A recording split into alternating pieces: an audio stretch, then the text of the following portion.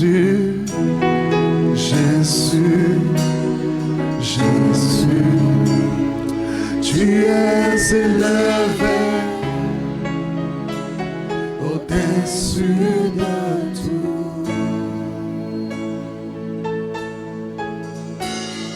Jésus, est-ce qu'on peut lever les mains? Jésus, et lui dire, Jésus, tu es élevé au-dessus de tout.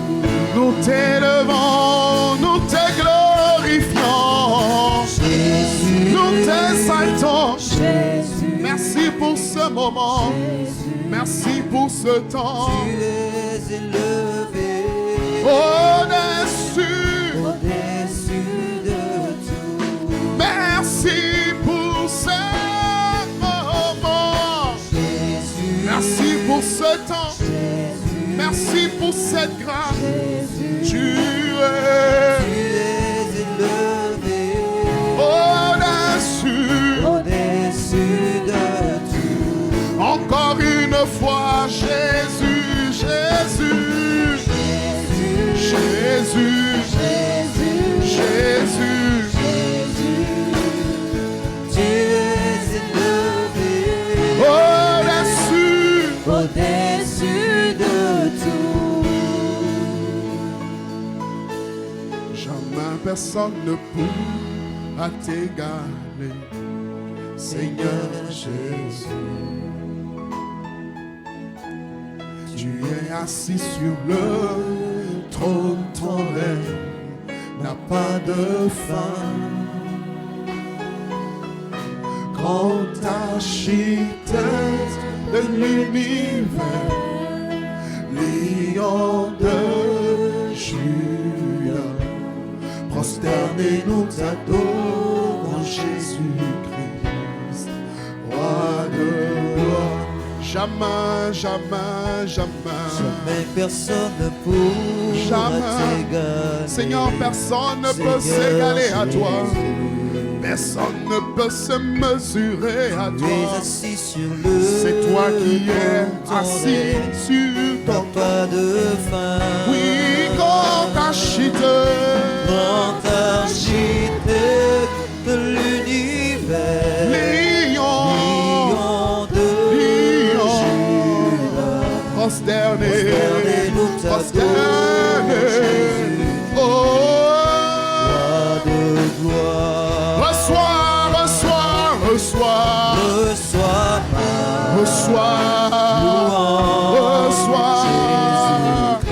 Reçois, ma louange.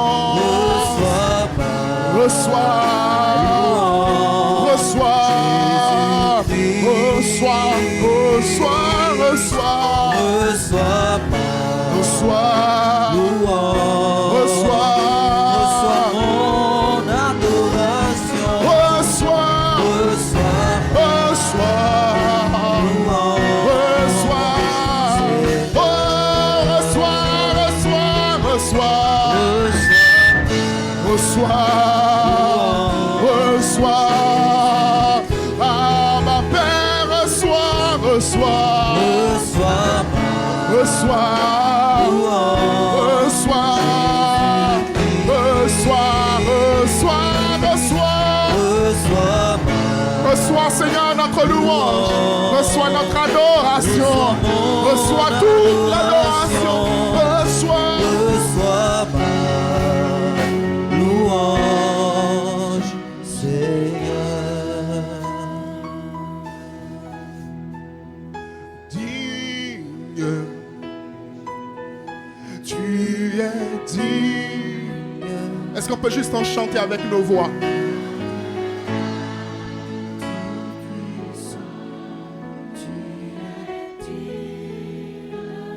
Est-ce qu'on peut le dire, digne? Tu es digne, roi des rois, tout puissant, nous t'adorons. Encore une fois digne,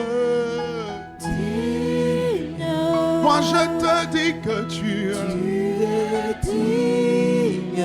Ma vie confesse que Roi des rois, tout puissant, tu es digne. Notre Seigneur et notre Dieu, Digne, très digne de louange, tu es digne. élevé en majesté, Roi des rois, tout puissant, nous t'adorons. Seigneur, tu es plus précieux que l'argent.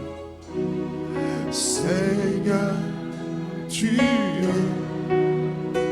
plus précieux que l'or.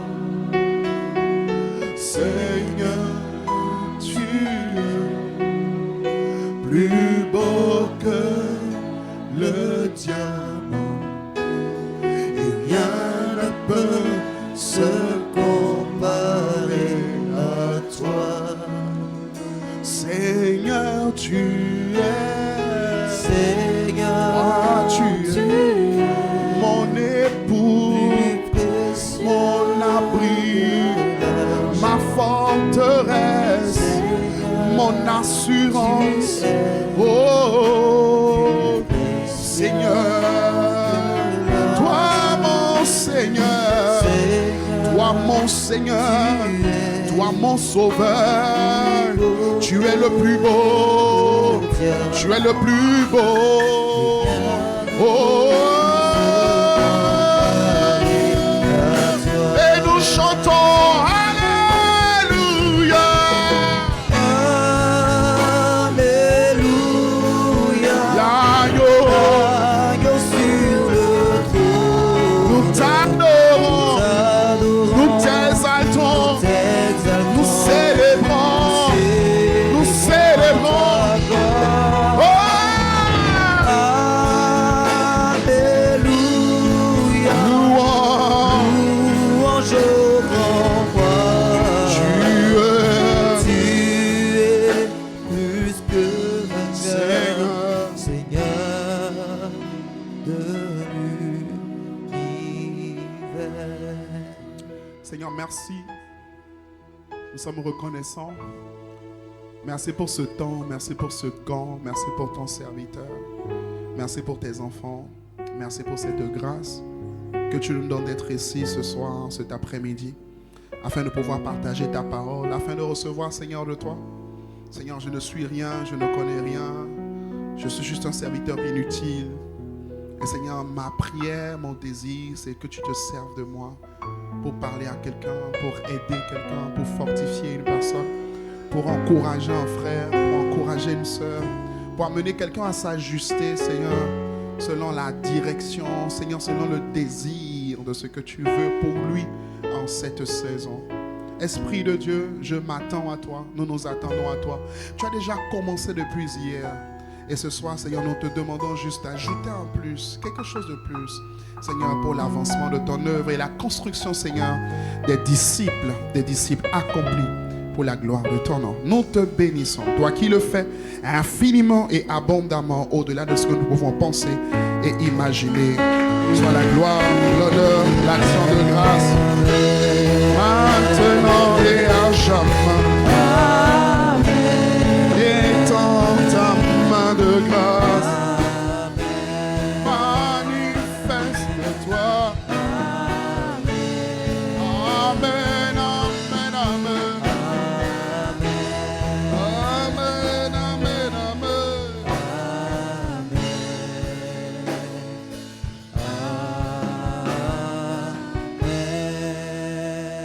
Alléluia. Bonsoir à tous. Je suis très content d'être avec vous cet après-midi. Amen. Très content d'être à ce camp pour la troisième fois. Quelqu'un a dit, si on t'invite une première fois, c'est une grâce. Si on t'invite une deuxième fois, c'est une grande grâce. Et moi, je vais ajouter, si on t'invite une troisième fois, c'est que c'est une puissante grâce. Amen. Alléluia. Et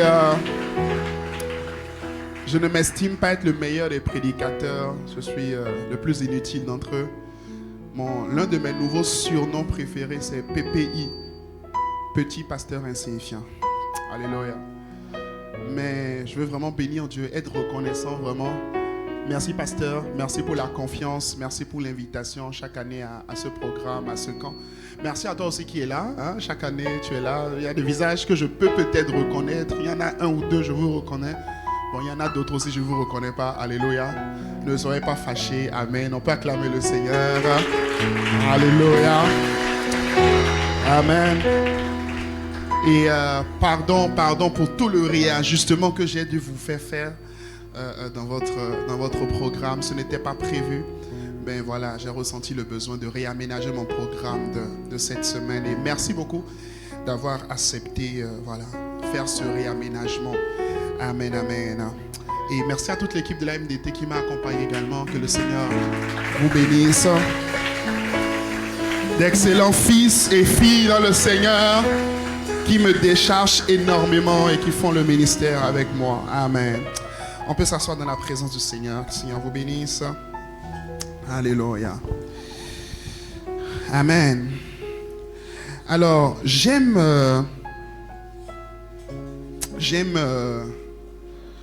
particulièrement ce camp. J'aime vraiment ce camp. Dis à ton voisin, j'aime beaucoup ce camp. Dis-lui, j'aime beaucoup ce camp. J'aime beaucoup ce camp. Amen. Vous savez pourquoi j'aime beaucoup ce camp? Parce que c'est vraiment l'une des thématiques sur lesquelles le Seigneur m'enseigne vraiment, ou m'a enseigné, ou continue d'ailleurs de m'enseigner ces temps-ci. Quelqu'un dit un bon amen? Donc, même si je prends toute la semaine, je pense que je peux en parler. Amen. Donc, je suis vraiment dans mon élément. Là, je sens que je suis dans mon élément. Donc, je vais prendre le temps. Donc, je ne vais pas être pressé. Je vais prendre le temps. Comme j'ai 2 jours de toute façon. Alléluia, on est ensemble. Donc, on a ce soir. On finit à quelle heure, pasteur? 19h. Hein? Ok. Donc, on a une bonne heure. Et puis, demain matin, on a encore une autre session. Et je crois vraiment que le Seigneur va nous faire du bien. Quelqu'un dit Amen. Mais comment on peut être à l'église et ne pas sourire? Donc, je cherche d'abord les sourires. Alléluia. Parce que quand les gens ne sourient pas, j'arrive pas à prêcher. Donc dis à ton voisin, souris un peu toi aussi. Souris. Dis-lui, souris un peu. Hein, c'est quoi?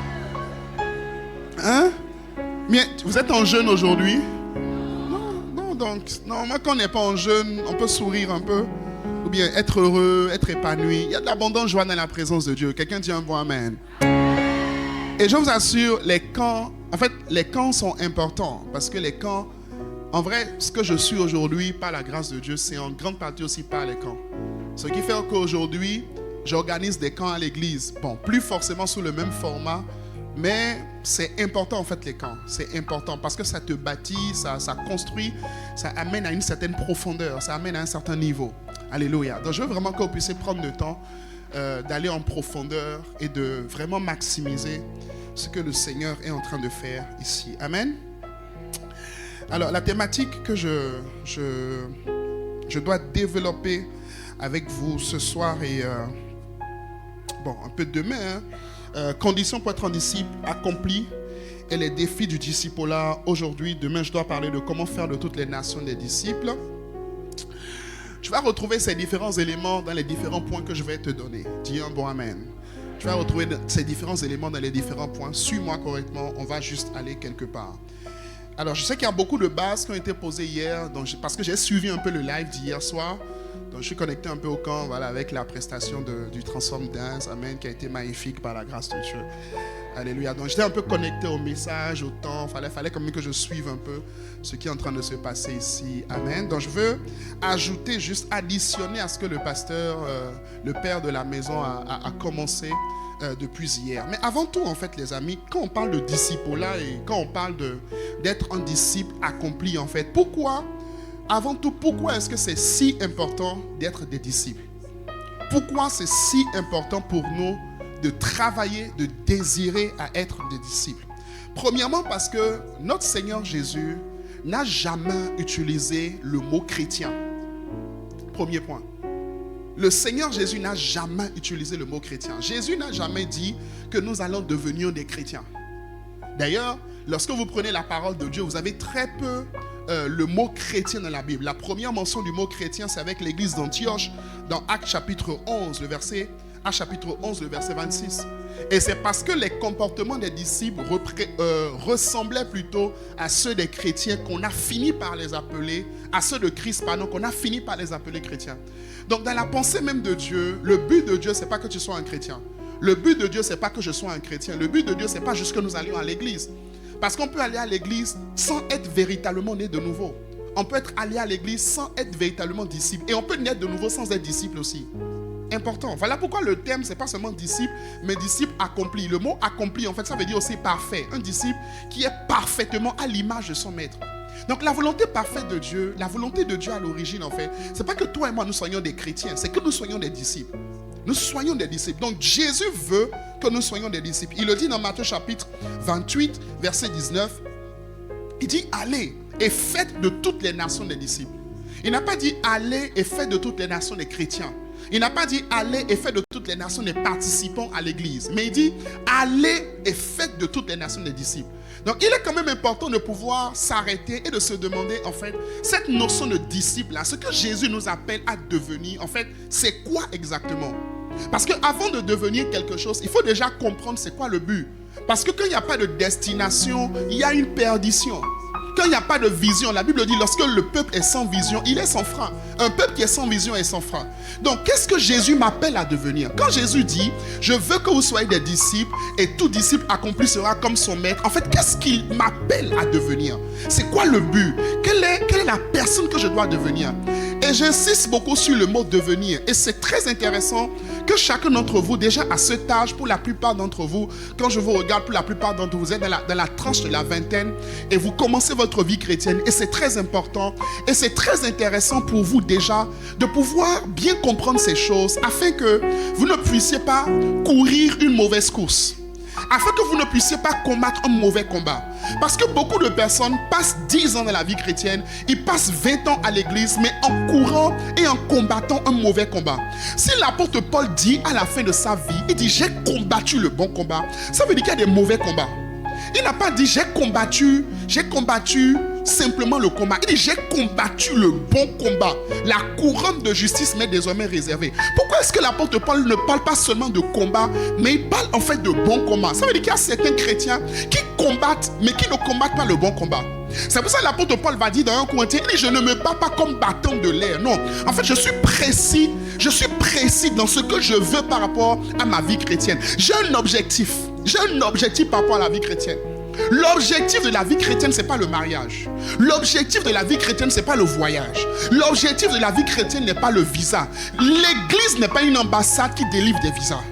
Jésus n'est pas une ambassade qui délivre des visas pour la France ou pour les États-Unis. D'ailleurs, moi je dis souvent aux gens de plus en plus aujourd'hui, soyez conscients d'une chose, hein. Même Satan donne des visas aujourd'hui. Oh yes!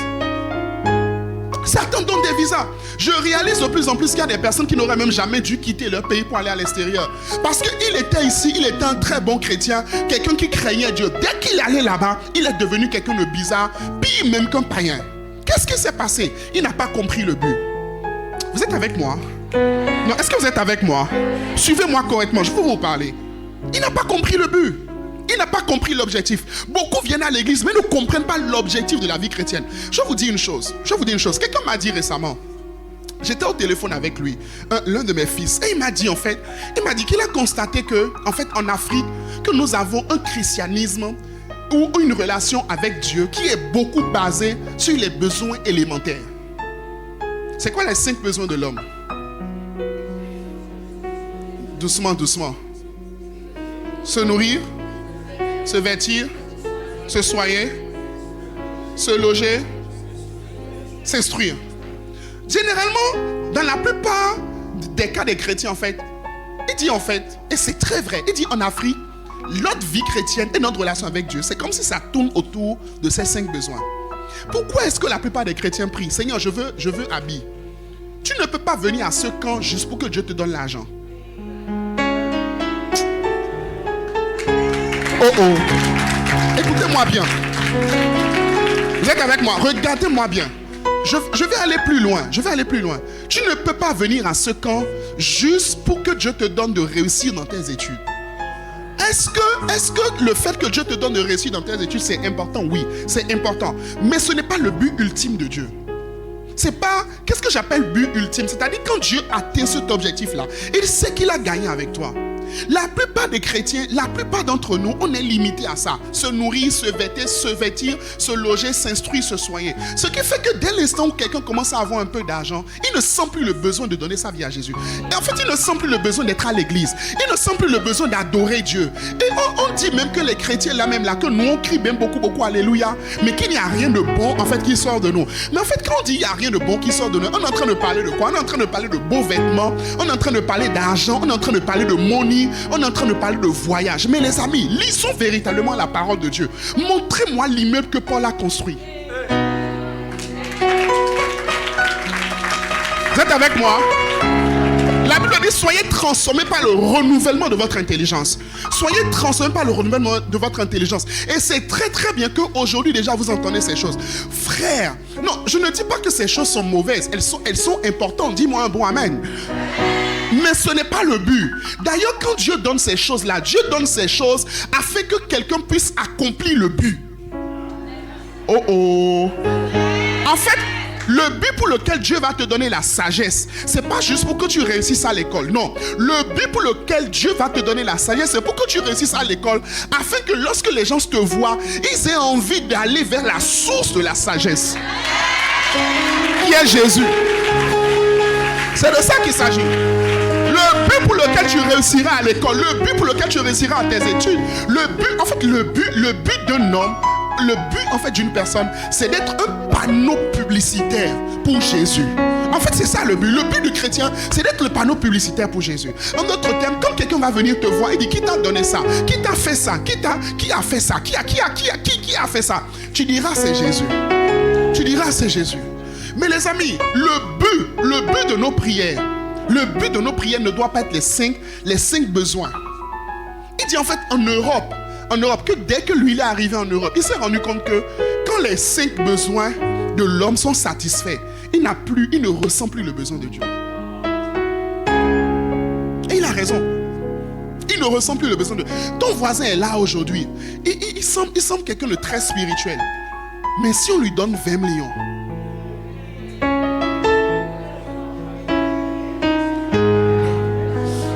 je peux commencer à parler. Non, attends, j'ai une question pour toi. D'ici l'année prochaine, Jésus change l'histoire de ta famille. Jésus change l'histoire de ta famille à un tel niveau où, en fait, tes parents, pour ces vacances-là, au lieu de t'envoyer à Cassato, CS Le Savoie, ils disent, bon, mon fils ou ma fille, est-ce que tu veux aller à Disneyland Paris ou tu veux aller au camp?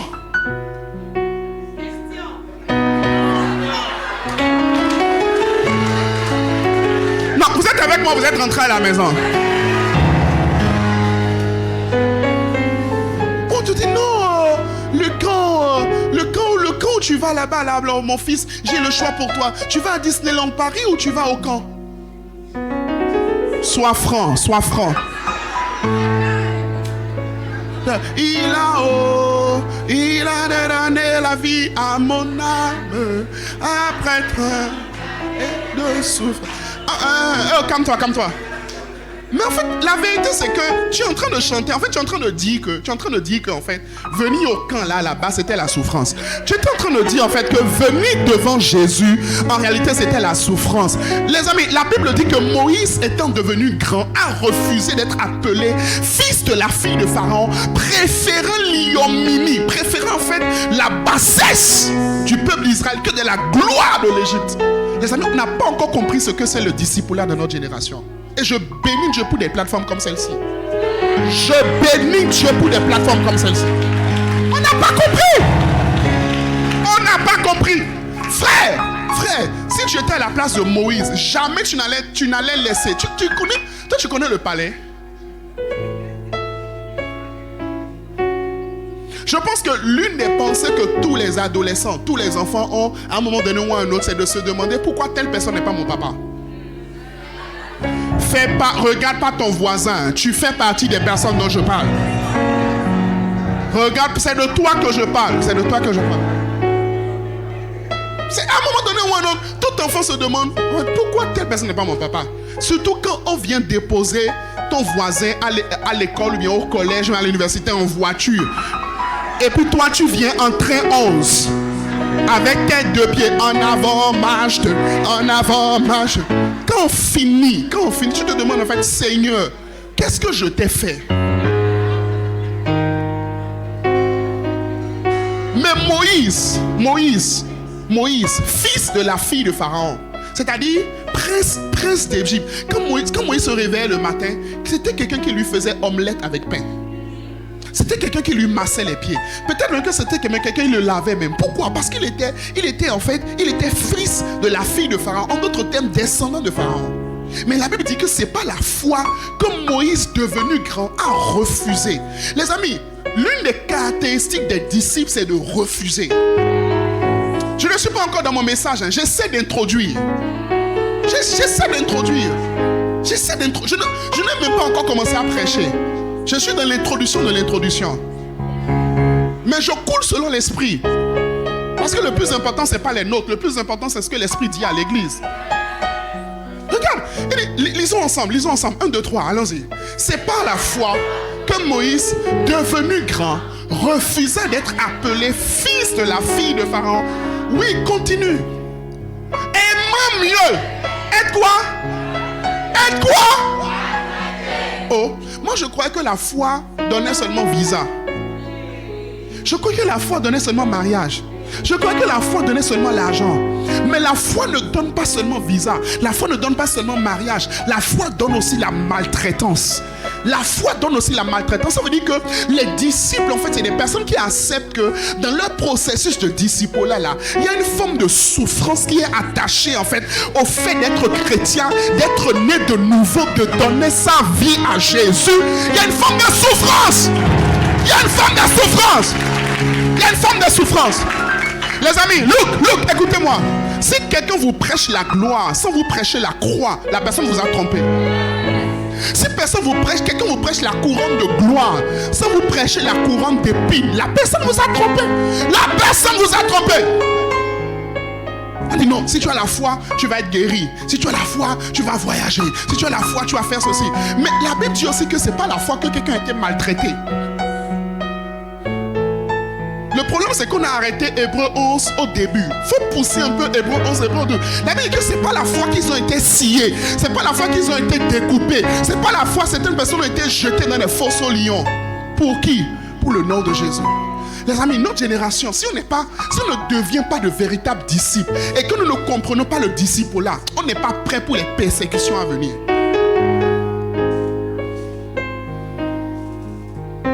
Vous êtes avec moi, vous êtes rentrés à la maison. On n'est pas prêt. Pourquoi tu es faible? Pourquoi ta vie chrétienne est faible? Parce que tu n'as pas compris c'est quoi un disciple. Tu n'as pas compris.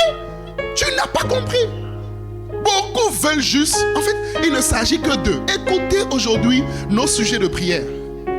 Nos sujets de prière à l'église. Nos sujets de prière. Seigneur, oh, donne-moi Shakata et tous les ennemis de ma vie. Et Seigneur, tue-les.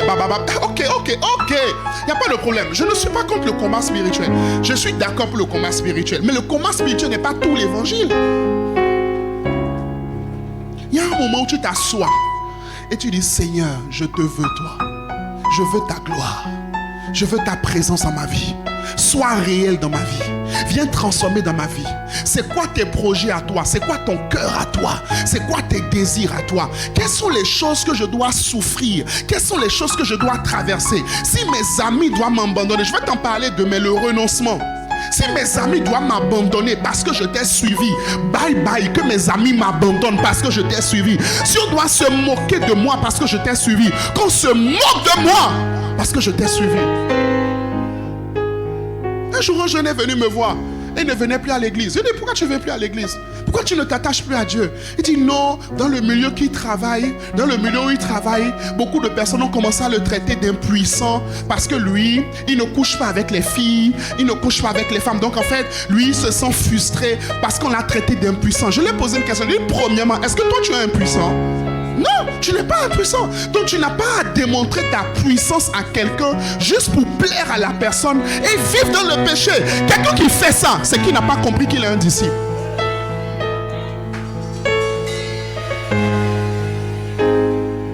Est-ce que vous êtes avec moi? Parce que les chrétiens, tu vois les chrétiens, eux, ils ne veulent pas appliquer la parole. Ils veulent juste les bénéfices de la parole. L'élévation, la guérison. Je vous assure, vous êtes bénis d'entendre ces choses-là maintenant. Ça va vous faire gagner énormément du temps. Vous avez besoin de gagner du temps. Il veut l'élévation, la promotion, tout ça. Je serai grand. Un jour, je serai grand. Je rêve. Je serai grand. Non, je viens à Jésus. Pas pour rendre Jésus grand, mais pour être grand. J'aurai l'argent. C'est quoi ton rêve? Non, Dieu va me donner l'argent. Beaucoup d'argent. Certains vont me dire, je vais financer l'œuvre de Dieu. Calme-toi.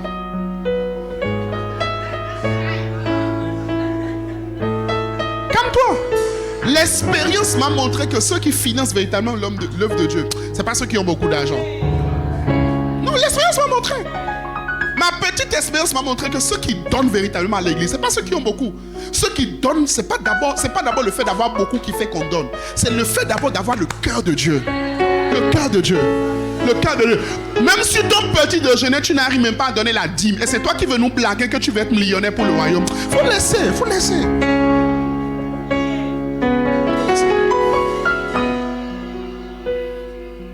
Est-ce qu'on est ensemble? Non, mais dis-moi un bon amen toi aussi. Dis un bon amen. Dis avec moi, je veux être un disciple. Je n'ai pas entendu ta voix dire, je veux être un disciple. Oh yes. Je veux être un disciple. Le but, ce n'est pas d'être des chrétiens. Le but, c'est d'être des disciples. C'est d'être des doulos. Ça, c'est quoi doulos? Des esclaves. Des esclaves. Des esclaves de Jésus. Écoute-moi, si déjà même tu n'arrives même pas à aller à l'église tous les dimanches,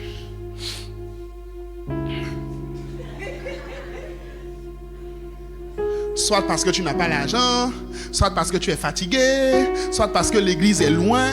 Déjà même là, toi-même là, d'abord là, même là, fille de Rotten en Barcelone, tu n'as pas besoin de beaucoup de remarques. Ton premier niveau, level 1, classe CI, pour être un disciple, va à l'église. Pour être un étudiant, on va à l'université.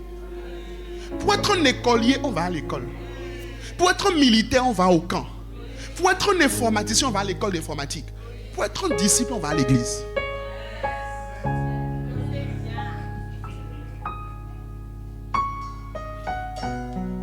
Laisse-moi ouvrir une parenthèse par rapport à ça. L'une des plus grandes séductions de notre génération, c'est le fait de nous faire mépriser l'église. C'est le fait de nous faire mépriser la présence à l'église. Je suis l'une des personnes, l'un des défenseurs pour le fait de faire revenir les gens à l'église d'abord. Quel que soit ce que tu es dans le monde, ou quel que soit ce que tu seras dans le monde, l'une des habitudes que tu dois établir dans ta vie, c'est que tu dois être trouvé dans la maison de Dieu. Dans la maison de Dieu. Dans la maison de Dieu. Dans la maison de Dieu. Et c'est pas quand tu seras grand. C'est maintenant que tu établis ça. C'est maintenant que tu établis comme principe que qu'il pleuve, qu'il neige, qu'il vente, que tu marches. Les amis, moi quand j'étais jeune, je marchais pour aller à l'église. Après Dieu m'a donné vélo. Après Dieu m'a donné moto. Après Dieu m'a donné voiture. Oh yes. Oh yes, je marchais. On marchait pour aller à l'église. On marchait, on ne manquait pas. Dieu a eu compassion de moi, un jour m'a donné vélo. Et avec ça, j'allais à l'église à vélo. Après moto. Après voiture. Oh yes. Mais on ne commence pas grand. C'est la fidélité dans les petites choses qui te font monter. Les amis, l'église est l'un des centres de formation les plus excellents pour les disciples. Je ne connais pas quelqu'un qui soit un disciple. Tu veux devenir disciple accompli, va à l'église. l'église. Sois utile dans l'église. C'est pas mon message, mais je sens l'esprit me pousser de te dire ça. Depuis là, j'arrive même pas à revenir dans mes notes. Souvent quand je viens ici, ça me fait ça. Quelqu'un dit toujours. Il y a que quelqu'un se rappelle de l'année dernière. Sois à l'église. En fait, établis pour pilier de ta vie. Les amis, c'est maintenant qu'il faut le faire. Établis pour pilier de ta vie que toi là, tu as un enfant d'église. Tu viens, oui. Attends, tu viens. À Gouvi, à Wangbaglasi. Tout ce qu'on peut te donner comme nom, qu'on te donne ça. Et sois fidèle dans le fait de servir ton pasteur. Sois fidèle dans le fait de servir une autorité. Sois fidèle dans le fait de servir les gens. Je dis souvent aux gens, quand vous voyez ma tête, il y a plus de cheveux ici à mon âge là. Les amis, c'est pas seulement affaire de chevaux. C'est chaises d'église qui ont enlevé cheveux là.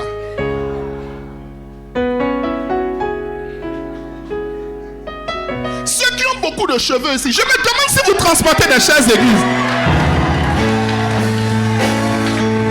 Je me demande si vous êtes en train de suivre le même parcours que moi. Oh yes! Oh yes! Parce qu'à la fin du culte, tu mets les chaises sur ta tête, tu vas déposer. Au début, tu vas encore chercher, tu ramènes encore, tu déposes, tu disposes, tu mets. Tu vois, il faut par exemple, tu vois, disposer les chaises simplement à l'église là. Pour toi, ça peut être quelque chose de simple. Mais c'est une école de disciple-là. Oh, c'est une école de disciple-là. Disciple-là, parce que si tu n'as pas appris à disposer les chaises, tu ne peux pas parler aux personnes qui vont s'asseoir sur les chaises.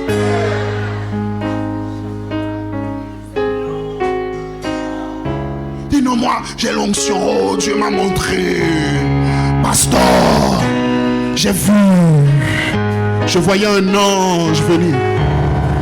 Ok, nettoyage.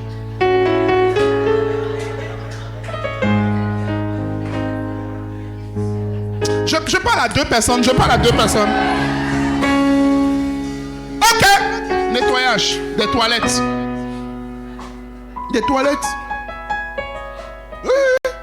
Toilet. Water close. J'étais en Côte d'Ivoire il y a quelques années et j'ai rencontré un ami qui à l'époque déjà était un fonctionnaire international. Les amis, fonctionnaire international. C'est-à-dire le genre de personne, lui il ne conseille pas les hommes, il conseille les États. Et il allait à Vase d'honneur, Kodesh, l'église du pasteur Mohamed Sanogo. Et je lui ai demandé, je lui ai dit, en fait, tu sers où à l'église? Je m'attendais, vu son position dans la société, je m'attendais à ce qu'il me dise, non, je suis à la modération, je gère la prière. Non, il servait aux toilettes. C'est-à-dire, c'est pas toilette, à la fin du culte, on vient nettoyer. Non, c'est toilette en mode, quand quelqu'un rentre et finit de faire les affaires, et sort, il doit passer derrière avant la prochaine personne. Parce qu'à chaque fois que chacun vient dans les toilettes, il doit avoir les toilettes propres. Donc il passe après.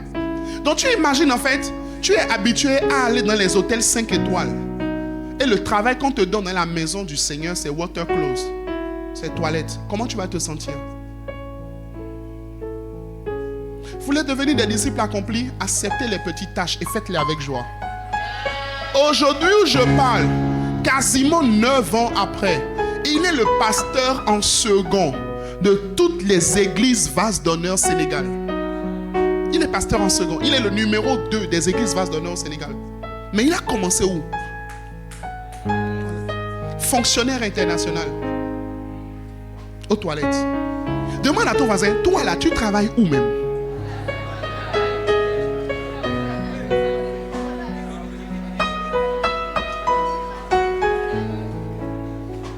Dis à ton voisin, tu m'énerves.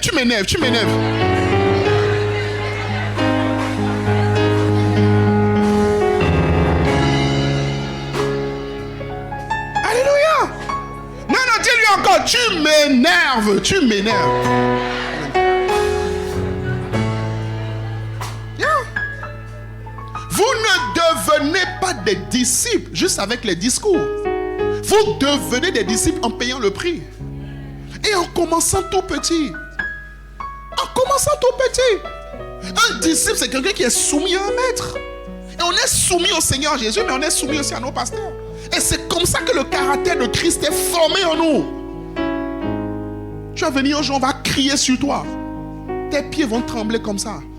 Tu dis merci pasteur. Et tu rentres. Parce que tu es en train d'apprendre à être un disciple. I pray for you. Que Dieu te donne d'être un disciple. Je n'ai pas entendu ton amen. Hein? Je dis que Dieu te donne d'avoir la mentalité des disciples. Bon, je vais essayer de revenir un peu dans mes notes. Alors, c'est quoi un disciple selon Dieu? En vrai, ce que j'ai dit dans les 30 minutes récemment là, si tu es sage, tu as déjà pris beaucoup de clés dedans. Vrai ou faux? Vrai ou faux? C'est quoi un disciple selon Dieu? Qu'est-ce que nous faisons pour être un disciple accompli selon Dieu? Premièrement, un disciple selon Christ, c'est une personne qui adhère totalement à l'enseignement de Christ. Une adhésion totale à l'enseignement de Christ, à la parole de Dieu. À la parole de Dieu. Les amis, il y a un cantique que j'aime beaucoup. Lis ta Bible, prie chaque jour, prie chaque jour, prie chaque jour. Lis ta Bible, prie chaque jour si tu veux grandir. Les amis, si vous voulez grandir et devenir des véritables disciples de Dieu, vous ne pouvez pas vous éloigner de la Bible. De la parole de Dieu. De la parole de Dieu. Tu ne peux pas t'éloigner. Tu ne peux pas t'éloigner de la parole. Jean 8, verset 31. Jésus dit, si vous demeurez dans ma parole, si vous demeurez dans ma parole et que mes paroles demeurent en vous, c'est là que vous êtes vraiment mes disciples. Bon, que mes paroles demeurent en vous, ça c'est Jean 15. Il dit, si vous demeurez ma parole, vous êtes vraiment mes disciples. Vous êtes vraiment. Quand on dit vous êtes vraiment, ça veut dire qu'il y a son faux. Quand quelqu'un parle de lui, là, c'est le vrai. C'est qu'il y a son faux. Donc les faux disciples, c'est ceux qui ne lisent jamais leur Bible. Tu veux devenir un disciple, lis ta Bible.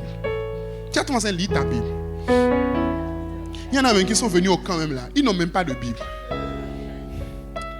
Ça, il y a un besoin de délivrance. Dis un bon amen. Ça commence par là. Ça commence par une habitude avec la parole de Dieu. Ça commence par le fait de se familiariser avec la parole. C'est pas d'abord les ribabababa. Non. Stay down. Take the Bible. Prends ta Bible. Lis-la. Lis-la. Lis-la. Ta Bible soupire ardemment à ce que tu la lises.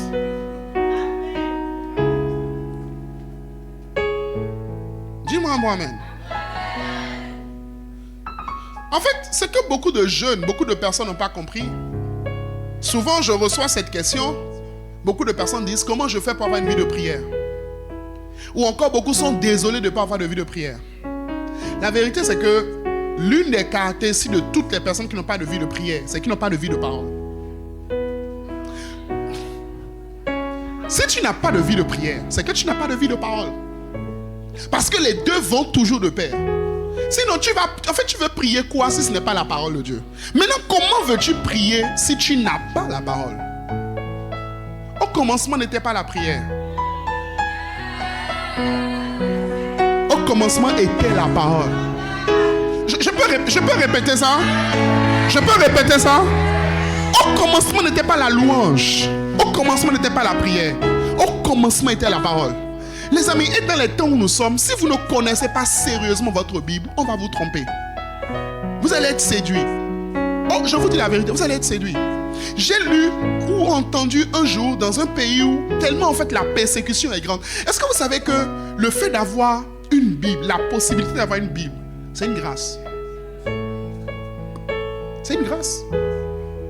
C'est une grâce. Avoir une Bible, c'est une grâce. Il y a un pays où la persécution est tellement grande, hein, que en fait quand ils ont une Bible comme ça, ils se la déchirent et ils se donnent à chacun une feuille. Donc dans l'église, tu as le frère Matthieu.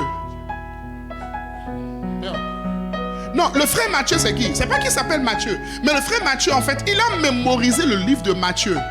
Donc quand on a besoin de Matthieu chapitre 24, le frère Matthieu se lève et puis il cite Matthieu chapitre 24. Oh yes! Oh yes!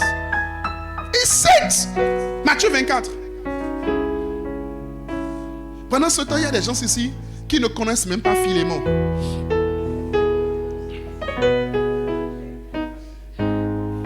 Je te vois arriver au ciel. Et puis Philémon vient te rencontrer. Il dit, je suis Philémon. Je dis, je comprends pas. Philé quoi?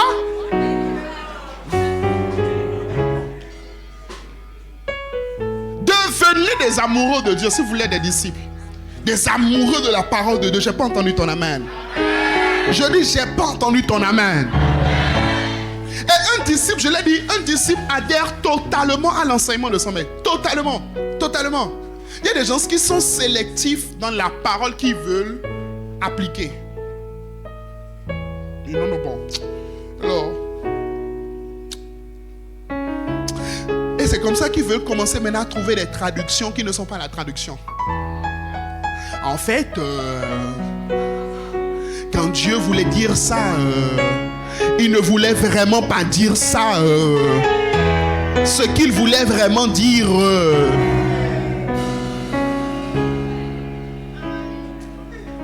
Parce qu'il n'adhère pas totalement. Il n'adhère pas. Il y a des gens qui n'adhèrent pas à la dîme. Non, ouais. On a passé la Joto. Et pourtant c'est écrit. Alors quelqu'un m'a dit non. En fait, quand la Bible voulait écrire là, non, en fait, il faut expliquer. Il faut expliquer. Et le truc, c'est que, en fait, tu vois, quand quelqu'un veut te démontrer que quelque chose est faux avec la Bible, il peut te démontrer ça. Oui. Il suffit juste d'être un peu éloquent. C'est pas parce que quelqu'un est éloquent qu'il est sage. Il faut te calmer. Te calmer. C'est pour ça que quand vous rentrez dans une discussion avec quelqu'un sur la Bible, écoutez-le, mais dans le même temps, ne l'écoutez pas trop. Sinon, le temps où vous allez vous rendre compte, en fait, il a déjà manipulé votre esprit. Et puisque vous-même, vous n'êtes pas vraiment assis dans la parole, en fait, il peut même commencer à vous faire douter même de ce à quoi vous croyez. C'est pour ça que la Bible dit, ne donnez pas foi à tous les esprits. Ne vous exposez pas à tous les enseignements. Ayez un pasteur. Ayez un pasteur. Je le disais encore à quelqu'un aujourd'hui. Je lui disais en fait, l'une des raisons pour lesquelles tu as de la confusion dans ta vie, c'est parce que tu as beaucoup de pasteurs qui te parlent. C'est bizarre, hein? Mais c'est ça. Imagine, tu viens, tu as un buffet devant toi. D'accord? Et puis tu prends un plat, tu prends riz, exactement comme tu fais au fait là. Tu prends riz, tu prends hors d'œuvre, tu prends azimokui, tu prends télibo et tu ajoutes un peu de cassoulet. Maintenant voici, tu prends ta cuillère ou bien ta main et tu mélanges et la pâte noire et le riz et les nouilles. Tu mélanges en fait le tout avec un peu d'eau d'œuvre et tu mets vinaigrette dessus.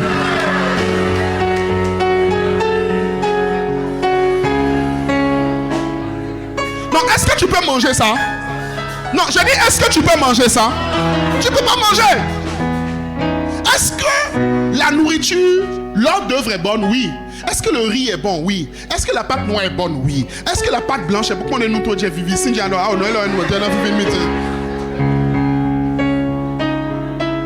Est-ce que toutes ces choses-là sont bonnes? Oui. Mais lorsque tu les mets ensemble, et que tu les mélanges, métronidazole, Flagyl, Spasfon, tu vas devoir prendre les médicaments. Smecta.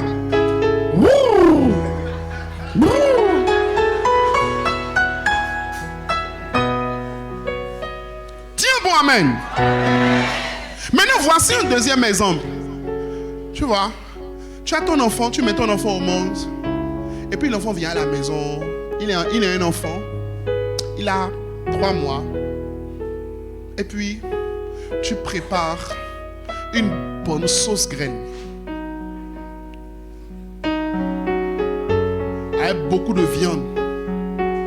Tu dis que tu aimes beaucoup ton enfant. Donc tu veux lui préparer quelque chose où il va bien manger. Donc tu fais sauce graine et tu fais yam pilé dessus.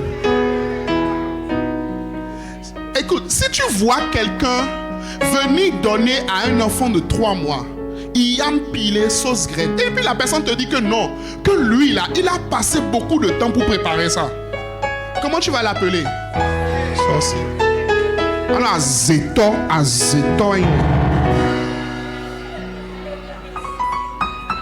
Est-ce que la nourriture est bonne? Oui.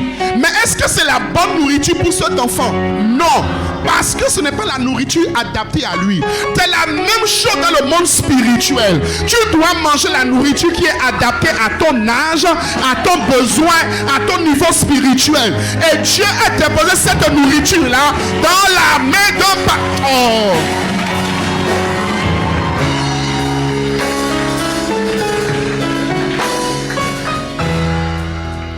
Les amis, dans le sein de chaque mère, il y a le lait qu'il faut pour l'enfant. Il y a le lait qu'il faut pour la croissance. Si vous ne savez pas vous asseoir quelque part pour manger, pour qu'on vous enseigne, en fait, pour qu'on vous enseigne de manière ordonnée. L'apôtre Paul dit, j'ai posé le fondement comme un sage architecte. En fait, même dans l'enseignement là, il y a un ordre dans l'enseignement pour devenir un bon disciple de Jésus. Tu ne peux pas commencer par exemple la vie chrétienne et puis toi là, ce que tu es en train de chercher, c'est les 52 dimensions du ministère des anges. Il y a des Bibles, il y a des Bibles, il y a des Godonawi. Il y a des Godonawi. Non, il y a des Godonawi. 52 dimensions pour opérer dans le prophétique. Tu es né de nouveau avant-hier. C'est hier seulement on t'a baptisé.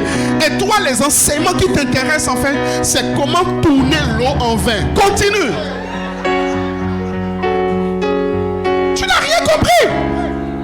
Tu n'as rien compris. L'apôtre Pierre dit, il dit désirez comme des enfants bien-aimés le lait. Le lait. Il y a une saison où on est au lait. Il y a une saison où on doit t'apprendre c'est quoi l'amour de Dieu.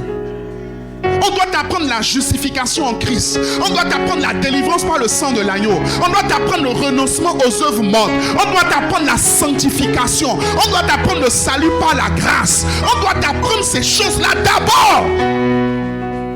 On doit mettre ces fondements. Et ces fondements doivent être bien établis.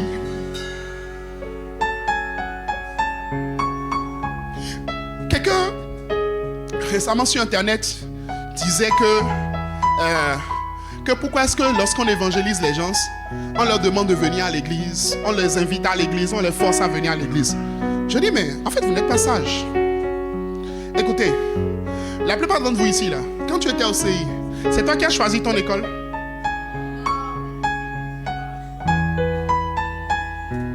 Non papa, je veux aller à l'école.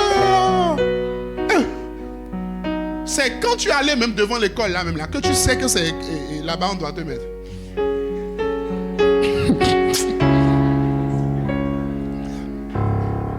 Complexe scolaire et pétain pas. Complexe scolaire Marie-Rosée, c'est là-bas. C'est là-bas. Donc le parent ou le grand frère ou la grande soeur choisit l'école dans laquelle l'enfant doit aller. Donc aussi qu'il est vrai que lorsqu'une personne naît de nouveau, il est un enfant, ça veut dire que la personne qui l'a amené en fait à naître de nouveau doit la diriger de manière intentionnelle dans une église, dans une école. Les amis, ne laissez pas le monde, les pensées du monde vous complexer par rapport à ce que Dieu a déjà prévu dans sa parole. Dis-moi un bon amen si tu es béni par ce que je fais. Deuxième point. Comment devenir un disciple accompli? Un disciple accompli passe du temps avec son maître. Du temps. Spend times. Spend time. C'était pas le parler langue, c'était l'anglais.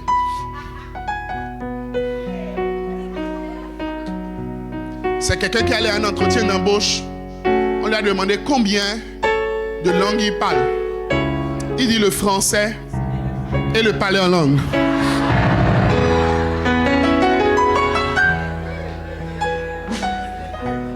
Et que lui parle un peu français et un peu en langue.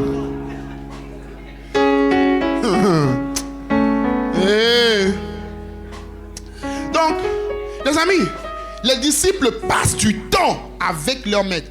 Dans Marc chapitre 3, le verset 14, la Bible dit: il en établit 12 pour les avoir avec lui et pour les envoyer prêcher. Il en établit 12. Le premier but pour lequel Jésus a établi ses disciples, c'est de les avoir avec lui.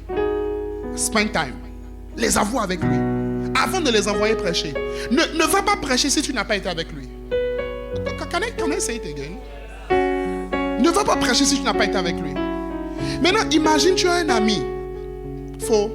Tu as le joli pull que tu as porté là. Tu as un ami, à chaque fois que quand lui vient te voir, tout ce qu'il veut, c'est venir ramasser tes habits.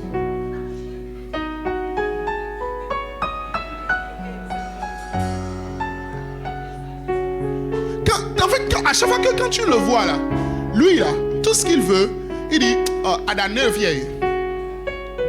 Je pense qu'on a tous un ami comme ça. Quand lui vient là, c'est pour manger.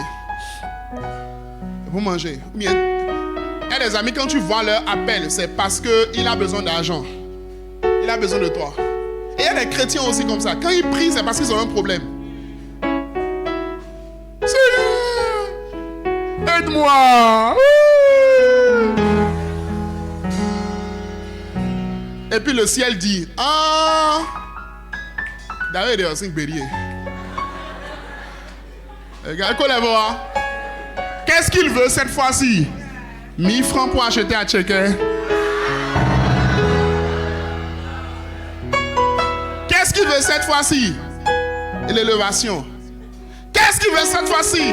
La santé. Parce qu'à chaque fois qu'il vient, c'est parce qu'il veut quelque chose. Les disciples ne viennent pas parce qu'ils veulent quelque chose. Les disciples viennent parce qu'ils veulent le maître. Les disciples viennent parce qu'ils veulent passer du temps avec le maître. Les disciples viennent parce qu'ils disent, Seigneur, je veux juste t'adorer. Je veux demeurer dans ta présence. Je veux communier avec toi. Je veux passer du temps avec toi. Je veux te connaître. C'est quoi tes projets? Dans ces temps-ci là, c'est quoi ton agenda, Seigneur? Ah, c'est toi que je veux. Je te désire, toi. Je ne recherche que toi. Je ne désire que toi. Je ne soupire qu'après toi. C'est toi que je veux. Je t'adore pour ce que tu es. Je t'adore pour qui tu es. C'est comme ça qu'on devient un disciple de Jésus. On ne devient pas un disciple de Jésus lorsqu'on a un chapelet de prière. Je dis souvent aux gens, tu commences à devenir un homme de prière quand tu n'as plus de sujet de prière.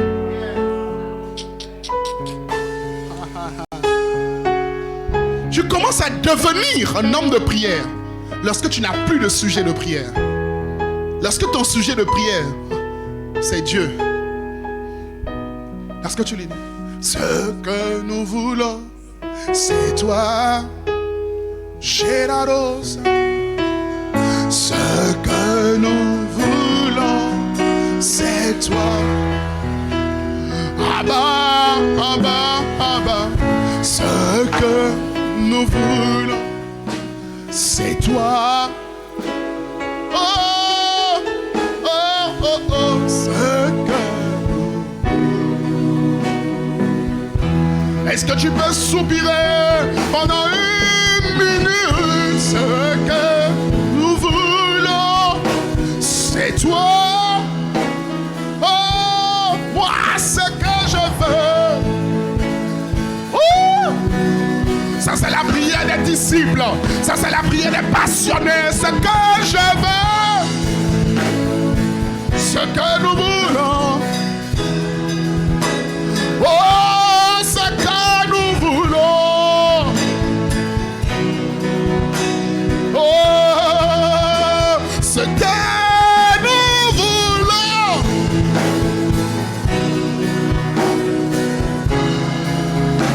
Ce que nous voulons.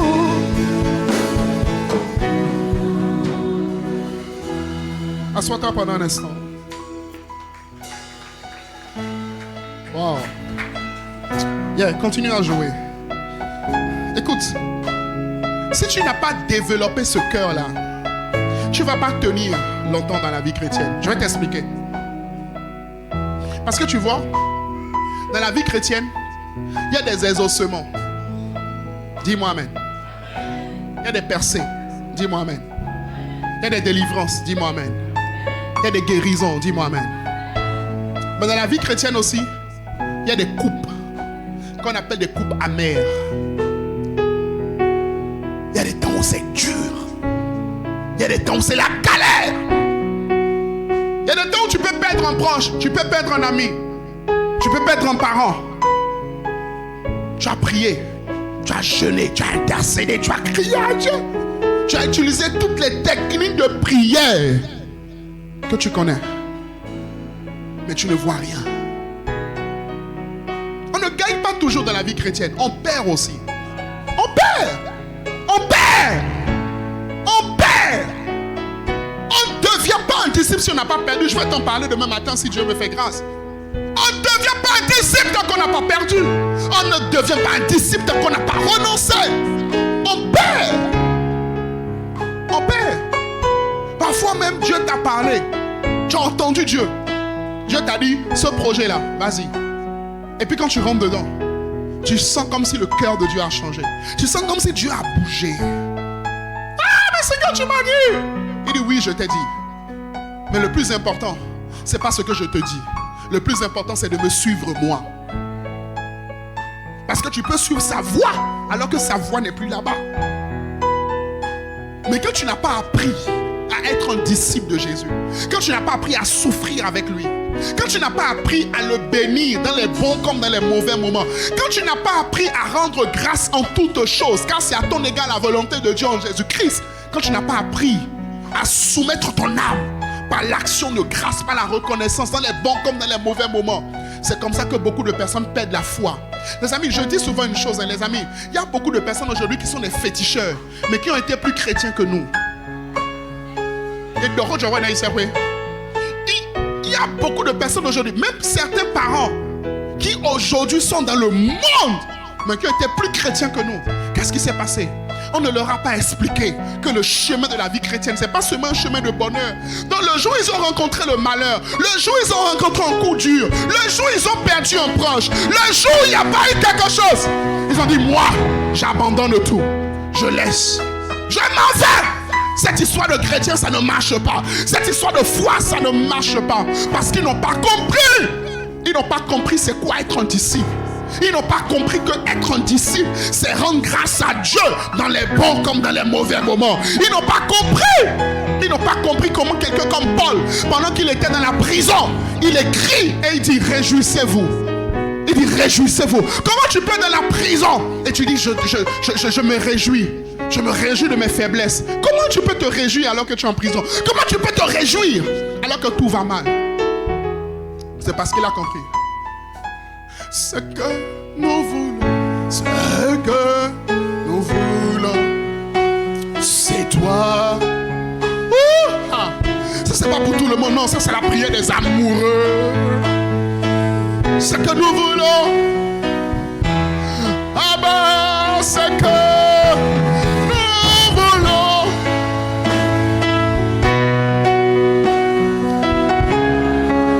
Nous ne voulons pas d'abord les choses de Dieu, non, nous voulons le Dieu des choses. Nous voulons d'abord, nous te voulons d'abord toi. Ah ben, ce que nous voulons.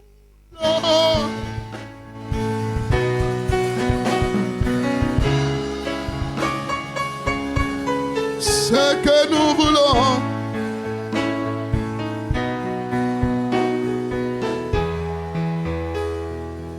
Écoute, je t'avertis d'avance.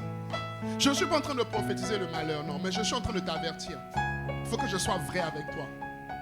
Le chemin du disciple-là, ce n'est pas un chemin qui est plat. C'est un chemin qui est semé d'embûches. C'est un chemin sur lequel, à un moment donné ou à un autre, ta foi sera remise en question. La question, c'est est-ce que tu vas tenir la foi jusqu'au bout? Est-ce que tu vas rester chrétien jusqu'au bout?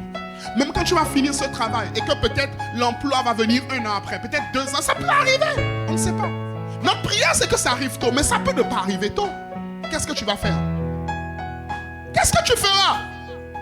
Qu'est-ce que tu feras? Je me rappelle, il y a cela 1 an ou 2, où je me retrouve, je suis là, mon épouse est souffrante. On ne sait pas ce qu'elle a. Je suis en plein séminaire. Je suis en train de servir Dieu. On ne sait pas ce qu'elle a. Il n'y a pas d'explication. On est dimanche matin. On m'attend pour aller prêcher. On m'attend pour aller prêcher.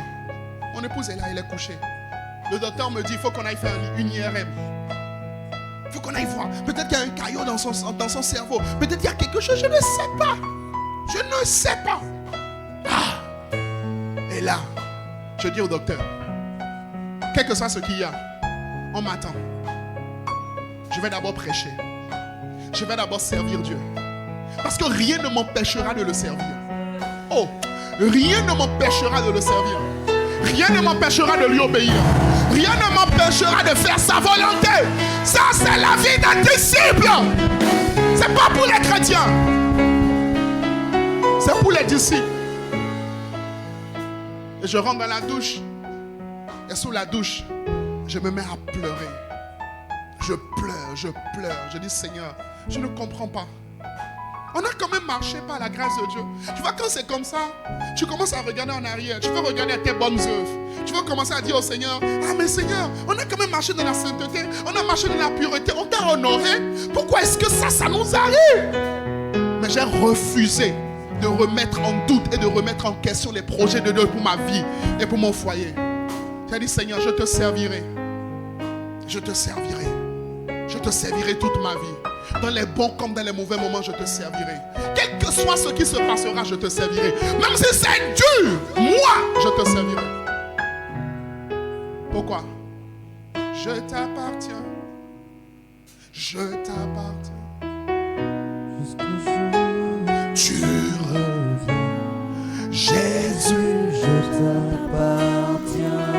moi je t'appartiens. Je t'appartiens. Dans les bons comme dans les mauvais moments. Même si mon père décède, même si ma mère décède, Seigneur, moi je t'appartiens. Jésus, je t'appartiens. Moi je t'appartiens. Je t'appartiens. Ça c'est le chant des disciples. Jusqu'au jour. Jusqu'au jour où tu reviens. Jésus, je t'appartiens. Les amis, par la grâce de Dieu, je sers Dieu depuis mes 10 ans, mes 11 ans. J'ai pas forcément eu beaucoup de temps d'amusement. Je n'ai pas eu le temps pour ça. Je sers Dieu depuis mes 10 ans, mes 11 ans. Et puis, à 18 ans, à peine 18 ans, après plusieurs années de service, plusieurs années de consécration, bim, un jour, mon père fait une crise, on se retrouve à l'hôpital. Une semaine après, il meurt, il décède. Un dimanche matin, il part, il décède. Just like that. Du jour au lendemain. Quand tu parles avec quelqu'un, tu parles avec ton père, une semaine avant, et une semaine après, il est parti. Ça suffit pour casser ta foi. Ça suffit pour que tu te dises, Seigneur, en vrai, en fait, t'es pas si bon que ça. Et c'est comme ça que beaucoup de personnes abandonnent la foi. Beaucoup de personnes deviennent tristes, abattues, down. Mais je rends grâce à Dieu. Une parole est montée dans mon cœur. Je n'oublierai jamais. Une parole est montée dans mon cœur ce jour-là au CNHE. Romains chapitre 8, verset 28. Toutes choses concourent au bien de ceux qui aiment Dieu et de ceux qui sont appelés selon son dessein. Si mon père biologique est parti, j'ai toujours un père céleste avec lequel je vais m'accrocher, auquel je vais encore plus m'accrocher. Si avant je servais Dieu au niveau 5, maintenant je passe au niveau 10, j'augmente, je monte le niveau. Je monte le niveau. Les amis, par la grâce de Dieu, par la grâce de Dieu, par la grâce de Dieu. Est-ce que ça a été facile? Ça n'a pas été facile. Ce n'est pas facile. Tu n'as pas prié. On a prié. On a prié. On a crié à Dieu. On a jeûné. On a posé des pas. On n'a rien vu. Il y a eu mort. Il y a eu décès. Il y a eu enterrement. Tu es jeune. À peine ta licence. Tu n'as même pas encore la licence. Tu es en deuxième ou troisième année. Je ne sais plus. Tu vois ton père partir. Tu fais comment? Tu as plein de petits frères derrière. Tu fais comment? Toutes les voix te disent. Et je sais que si j'en parle, je parle à quelqu'un. Toutes les voix te disent. Laisse, cette histoire de Dieu là, ça ne marche pas. Il n'est pas assez puissant. Des voix de condamnation qui vont venir te dire, si vraiment Dieu est bon, si vraiment Dieu est puissant, que Dieu ne me permette jamais de remettre en cause sa bonté et sa fidélité. Sa fidélité durera jamais. Il est fidèle dans les bons comme dans les mauvais moments, dans les hauts comme dans les bas. Je le célébrerai, je célébrerai son saint nom. Je glorifierai le nom de celui qui est fidèle. Je glorifierai le nom de Jésus. Bien-aimé, à chaque fois que tu décides de rendre grâce, d'honorer Dieu, alors que tout en toi, rien en toi n'a envie de le faire, là, tu es en train de gagner une victoire. Tu es en train de gagner une victoire. À chaque fois que tu loues Dieu, alors que tu n'as même pas de sujet de louange, là, tu es en train d'offrir non pas une louange, mais un sacrifice de louange. Et c'est là que Dieu a agréé. C'est là que Dieu dit, là, tu as compris. Là, tu as compris qu'en tout temps, tu dois bénir mon nom. C'est là que tu as compris ce que David dit. Il dit, bénis l'Éternel, ô mon âme, et n'oublie aucun de ses bienfaits. Il dit, j'ai été jeune, j'ai vieilli. Je n'ai jamais vu le juste abandonné, ni sa postérité mendier son bien. Seigneur, je ne mendierai pas mon pain. Seigneur, je ne manquerai de rien. Seigneur, je ne serai pas triste. Je ne serai pas dans la dépression. Je ne serai pas dans la compression. Je ne veux pas partir dans le monde. Je ne veux pas être désolé, non. Je ne veux pas être triste, non. Parce que j'ai perdu quelqu'un. Je refuse. Je fais un choix. Le choix de te servir. Le choix de t'honorer. Je ne vais pas commencer. Je ne vais pas commencer à coucher. Je ne vais pas commencer à voler. Je ne vais pas commencer à être impudique. Parce que derrière, j'ai été déçu. Parce que c'est comme ça que l'ennemi amène des semences dans le cœur. Des semences d'impudicité. Des semences d'impureté. Il dit, tu vois, tu as été déçu. Tu as été déçu. Tel pasteur t'a déçu. Tel père t'a déçu. Telle mère t'a déçu. Alors qu'est-ce que tu vas faire? Ne va plus à l'église. Alors qu'est-ce que tu vas faire? Ne sers plus. Alors maintenant livre-toi aux hommes. Parce que les hommes t'ont déçu. Les hommes t'ont déçu. Mais Dieu ne déçoit pas. Je dis Dieu ne déçoit pas. Je dis Dieu ne déçoit pas. Dieu ne déçoit pas. Dieu ne déçoit pas. Même si tout le monde t'a abandonné, Dieu ne t'abandonnera pas. Est-ce que j'ai été abandonné? Oui, j'ai été abandonné. Est-ce que j'ai été méprisé? J'ai été méprisé. J'ai été méprisé. J'ai été méprisé. Et ça m'arrive même souvent d'être méprisé en tant que jeune serviteur de Dieu. Parce que pour beaucoup de personnes, c'est qui ce jeune-là? C'est qui ce jeune-là? Mes frères, même quand les hommes me méprisent, je compte sur la fidélité de Dieu. J'ai appris, les amis, j'ai appris à bâtir mon assurance dans ce que Dieu dit de moi. Pas de ce que les hommes disent de moi. Pas de ce que les hommes pensent de moi. Les amis, les hommes peuvent avoir beaucoup d'avis sur vous. Mais l'avis le plus important, c'est l'avis de Dieu. C'est l'avis de Dieu. C'est l'avis de Dieu. C'est l'avis de Dieu. C'est l'avis de Dieu. C'est l'avis de Dieu. Et qu'est-ce qu'il dit? Il dit que tu es une créature merveilleuse. Qu'est-ce qu'il dit? Il dit que tu es la meilleure de ses œuvres. Qu'est-ce qu'il dit? Il dit qu'il connaît les projets qu'il a formés sur toi, des projets de paix et non de malheur, afin de te donner un avenir et de l'espérance. Qu'est-ce qu'il dit? Il dit que tu es la prunelle de ses yeux. Qu'est-ce qu'il dit? Il dit qu'il va donner des nations à ta place. Qu'est-ce qu'il dit? Il dit que tu as un avenir. Oh Père, accorde-nous la grâce. Accorde-nous la grâce de comprendre. Accorde-nous la grâce de saisir. Accorde-nous la grâce de saisir la dimension des disciples, la dimension des doulos, la dimension des hommes et des femmes qui refusent de se laisser ébranler, qui refusent de se laisser ébranler. Je refuse de me laisser ébranler. Je refuse. Jeunes gens, écoutez-moi. Refusez de vous laisser ébranler. Oh, la vie va vous donner des coups. Je ne suis pas venu vous caresser dans le sens du poil. Je presse ce que l'esprit me pousse à vous dire. La vie va vous donner des coups. Vous n'allez pas faire du 100% tout le temps. Il va y avoir des moments même où vous allez même vous décevoir vous-même. Oh, est-ce que tu n'as pas commis des erreurs? Oh, que j'ai commis des erreurs. Oh, que j'ai commis des fautes.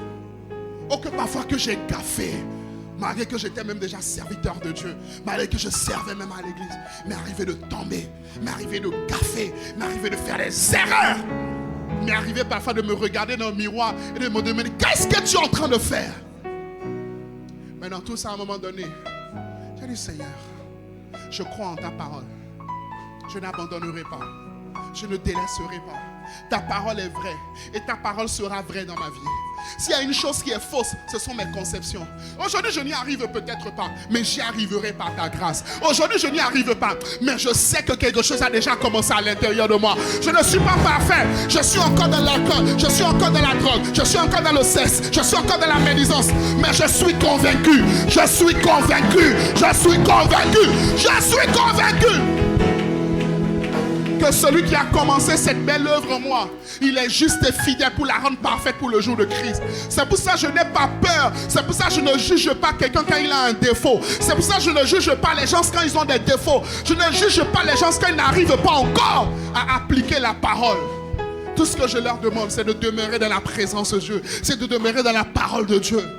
Parce que si tu demeures, à un moment donné ou à un autre, des fruits vont sortir de toi.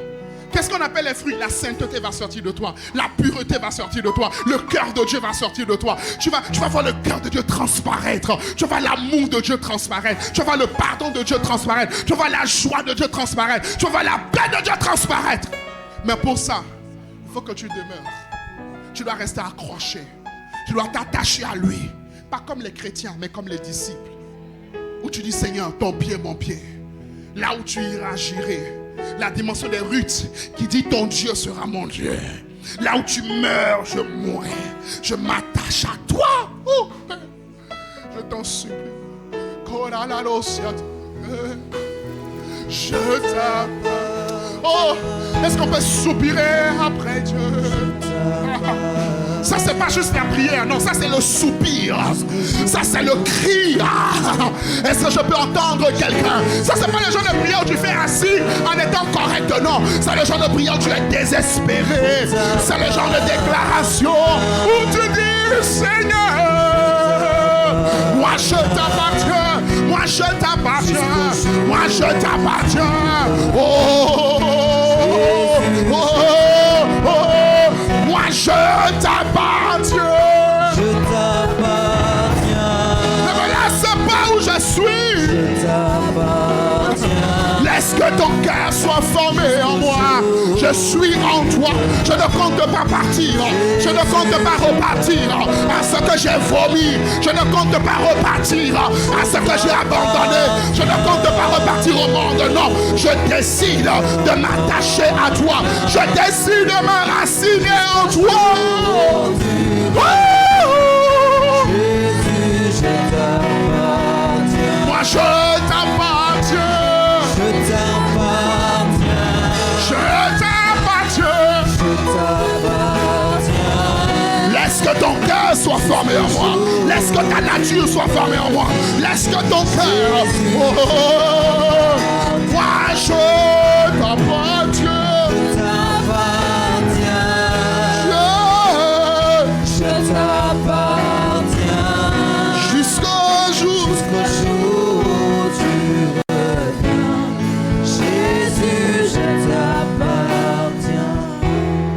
est vrai que notre présent ne ressemble pas à quelque chose. Ton présent, et je sais que je parle à plus d'une personne. L'esprit prophétique est sur moi. Je peux sentir quand l'onction prophétique descend sur moi. Je sais que je parle à plus d'une personne. Il est vrai que ton présent actuellement ne ressemble à rien. Il est vrai que quand les gens te regardent aujourd'hui, ils ont comme du dégoût.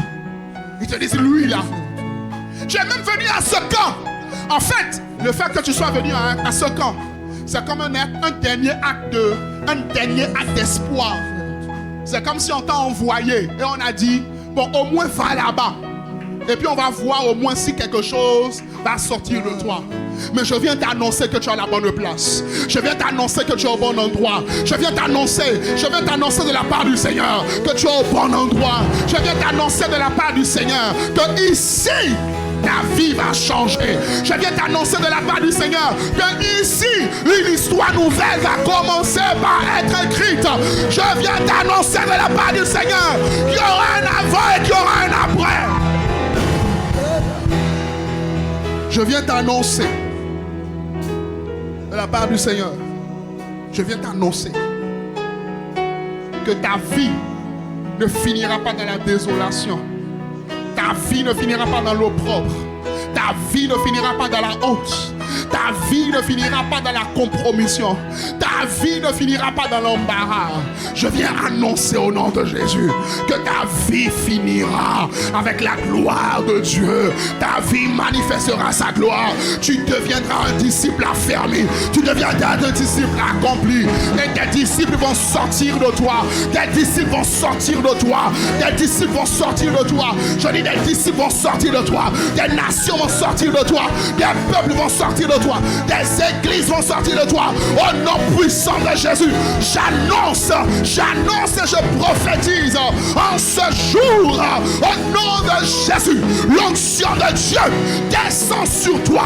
La grâce de Dieu est libérée sur ta vie. Libérée sur ta vie. Libérée sur ta vie. Libérée sur ta vie. Libérée sur ta vie. Père, tu m'as envoyé à cette 3e édition de ce camp. Non pas juste pour transmettre un message, non. Mais pour libérer un esprit. Pour libérer des grâces.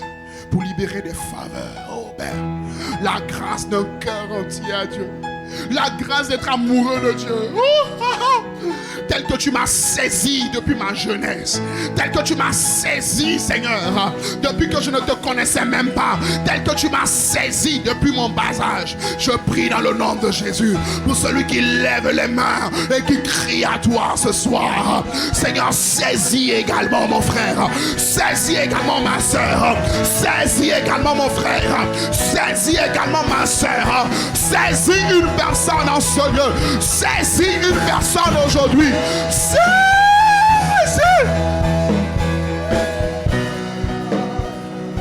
Pose ta main de grâce. Pose ta main de grâce. Pose ta main de grâce.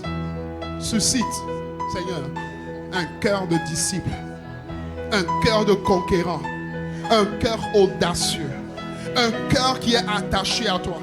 Un cœur qui est amoureux de toi. Un cœur qui est passionné de toi. Laisse qu'à partir d'aujourd'hui, Seigneur, ce qui transparaît de nous soit l'amour de Dieu, la paix de Dieu, la joie de Dieu, l'action de grâce, le caractère de Christ. Aide-nous, Seigneur, d'opérer dans la puissance et dans l'autorité du Saint-Esprit, de chasser les démons comme les disciples chassaient les démons, de réprimer les esprits méchants comme les disciples réprimaient les esprits méchants. Au nom puissant de Jésus, que ta main de grâce, Seigneur, soit étendue sur ma vie. Que ta main de grâce soit étendue sur mon frère. Que ta main de grâce soit étendue sur ma soeur. Au nom puissant de Jésus. Quelles que soient les circonstances.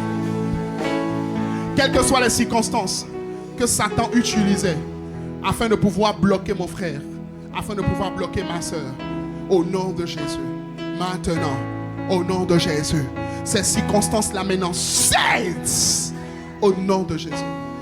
Que ta main de grâce soit étendue. Merci pour ce temps. Merci pour ce moment. Merci pour les paroles prophétiques. Merci pour les paroles d'enseignement. Merci pour la direction divine, qui est direction surnaturelle. À toi, notre Seigneur et notre Dieu, toi qui fais infiniment et abondamment, au-delà de ce que nous pouvons penser et imaginer. À toi soit la gloire, à toi soit l'honneur, à toi soit l'action de grâce. Au nom de Jésus.